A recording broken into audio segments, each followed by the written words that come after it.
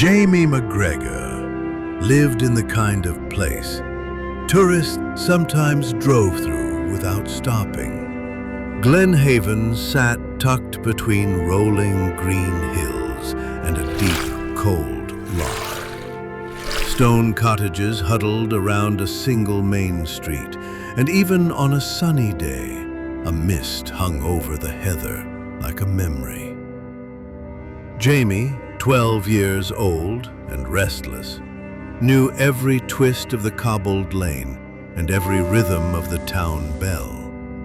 Yet he longed for something more exciting than school lessons and his mother's gossip over dinner. He spent his afternoons roaming the hills, boots damp from the morning dew and hair whipped by the North Sea wind.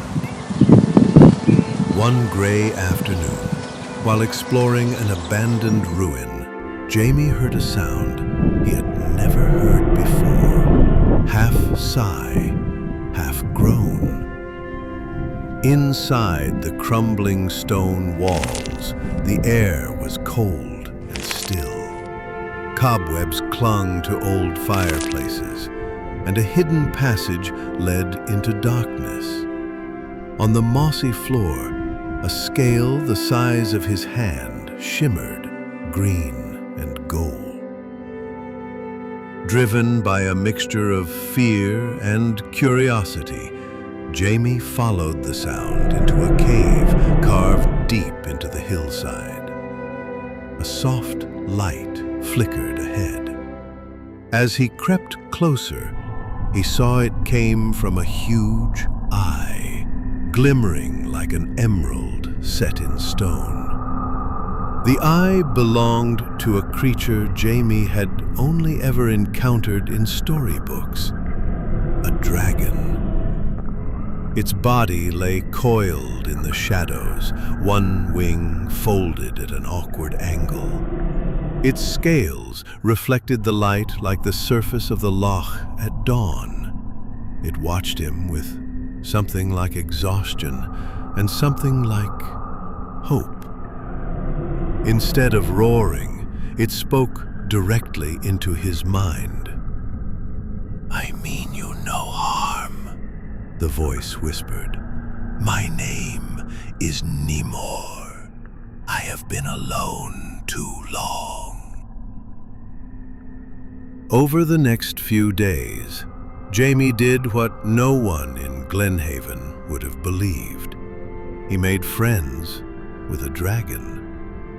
He brought fish from the river and water from the well, inching closer each time as Nemor slowly regained his strength.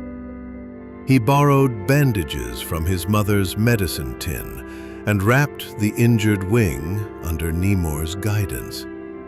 He listened, wide-eyed, as the ancient creature described flying over Scotland when the castles were new and the clans still at war. Jamie felt as if he had stepped into one of the fairy tales his father had told him by the fire. Jamie trusted his best friend, Katie, with a secret. In a clearing beside a stream, he told her about the scale and the cave. "You have to promise," he insisted. Katie's eyes grew wide, but instead of laughing, she put her finger to her lips. When she met Nemor, she shook with nerves and wonder, then burst into giggles when the great beast blew smoke rings in the shapes of sheep. Together, they spent evenings learning to listen to the wind and the trees. Nemor said that every living thing spoke, if one only knew how to hear. As Nemor grew stronger, he carried Jamie on his back through the night sky. They glided over Glenhaven, the street lamps glittering like a necklace below. They skimmed the surface of the loch and circled the stone circles where ancient ceremonies had been held.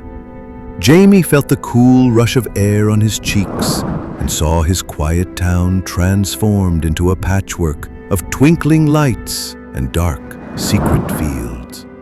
On the ground, however, Someone noticed his disappearances. Mr. McLeod, the old man who lived at the end of the lane, watched Jamie slipping into the hills and began to follow. Rumors about lights in the sky and haunting cries spread among the shopkeepers and fishermen. Children whispered about ghosts. Jamie and Katie worried that someone would stumble upon Nemor. Nemor responded by showing them a trick older than any story. He could change the colors of his scales until he blended with rock, pine bark, or moss. Hidden by camouflage, he would be invisible to anyone passing by. One evening, dark clouds gathered over the hills, and the river that cut through Glenhaven began to swell. Rain hammered the roofs, and villagers piled sandbags at the old stone bridge. Standing in the cave entrance, Nemor lifted his head and tasted the air. "If I do nothing, the flood will take your homes," he told Jamie. Fear gripped Jamie's chest. Revealing, Nemor risked losing him forever. Doing nothing risked losing the town. He nodded. That night, Nemor rose into the storm. Hidden by darkness and rain, he hovered above the river and exhaled warm breath over the floodwaters. Clouds of steam spiraled into the sky. Slowly, the river dropped back into its banks. From the hillside, Jamie watched with a mixture of terror and pride. Mr. McLeod, seeking the source of the miracle, saw only a huge shadow and heard the rush of wings. The next morning, Mr. McLeod confronted Jamie on a heather-covered knoll. Instead of anger, he spoke with curiosity. "What have you been hiding, lad?" he asked. Jamie's courage faltered, but he told the truth. Mr. McLeod listened, then surprised Jamie by removing a worn notebook from his pocket.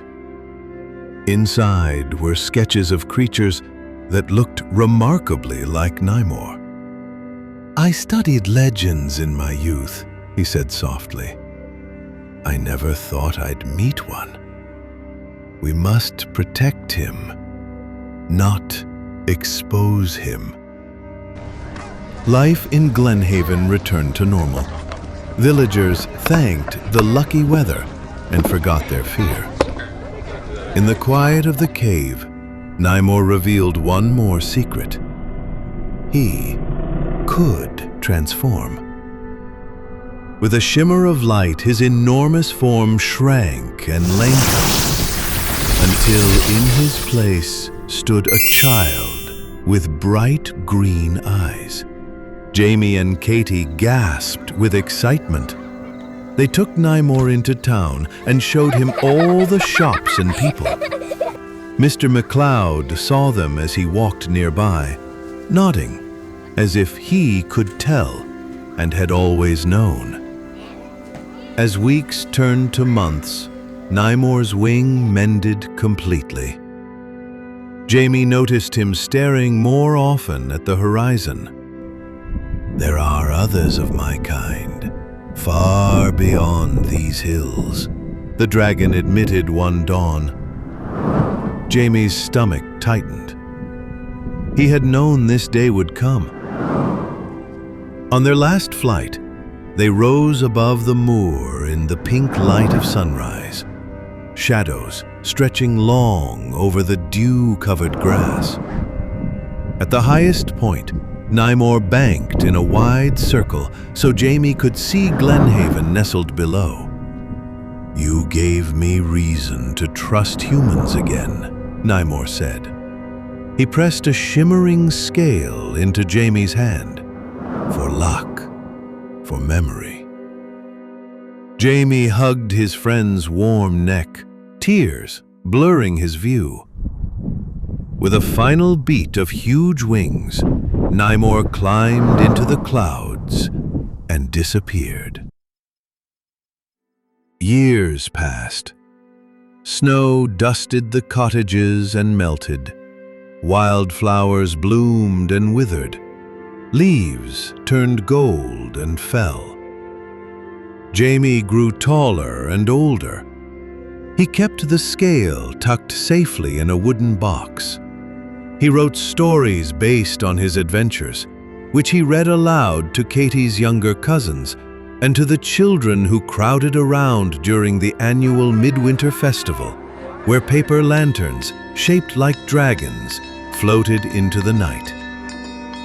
Once, during that festival, a streak of green light shot across the sky. The villagers cheered, thinking it a meteor. Jamie simply smiled and pressed the scale in his pocket. Katie became a naturalist, studying birds and insects and telling anyone who would listen that understanding nature requires listening as well as seeing. Mr. McLeod eventually passed away, leaving Jamie his notebook filled with dragon lore. Jamie read every page by candlelight, feeling closer than ever to his friend. When Jamie had children of his own, he led them up the same heather hill where he once watched the storm. In the glow of the setting sun, they held the scale and listened as their father told them about a boy who befriended a dragon. Their eyes widened. Jamie glanced toward the horizon and thought he saw a faint green shape dip behind the clouds. The secret of Glenhaven would live on in stories and in hearts. Proof that kindness could bridge even the widest divide.